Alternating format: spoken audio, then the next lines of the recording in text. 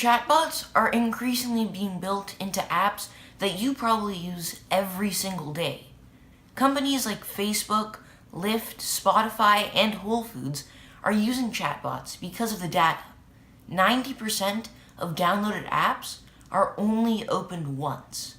With a chatbot, it takes up a little space inside the apps you open every day. It might be nearly impossible to compete for space on your phone's home screen, but competing for space on your chat apps is a little more doable. Chatbots are pretty interesting, but also really complicated. Before machine learning, chatbots were built on if-then statements, like if you say hello, say hi.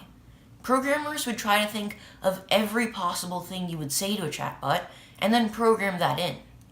Now, we have machine learning and neural networks. Most neural networks are known as feed-forward neural networks, meaning they take in an input, do something, output something, and promptly forget everything that they did. In the case of a conversation, you can't hold a conversation if you don't know what the other person just said. Fortunately, we have recurrent neural networks, or RNNs. RNNs are used in chatbots because of their unique properties. A recurrent neural network works like this. You have your input X, or even inputs, which get fed into this recurrent core cell. This cell has a hidden state, which changes every time an input gets fed into it. This basically means that the cell is taking in an input, remembering it, working its other magic, and outputting something. RNNs may remember everything, but that isn't always useful. When they're operating on old conversations and incorrect information, training takes longer, results get less accurate, and the neural network itself just gets generally worse.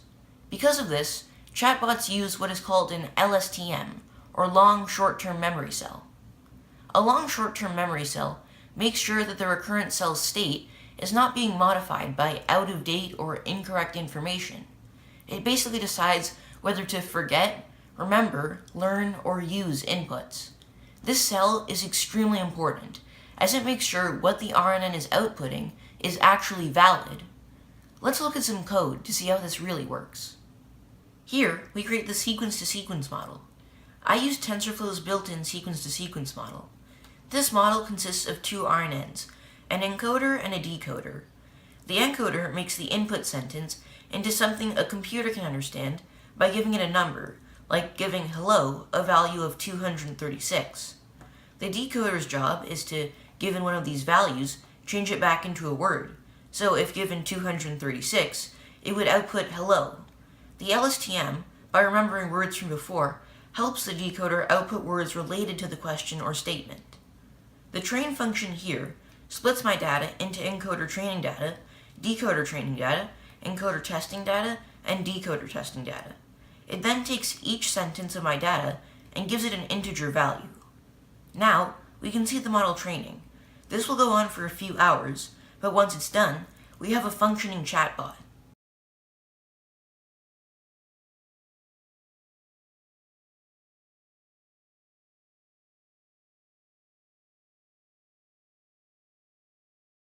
Chatbots are going to be extremely influential in the near future, as they have the ability to literally talk to you like a person.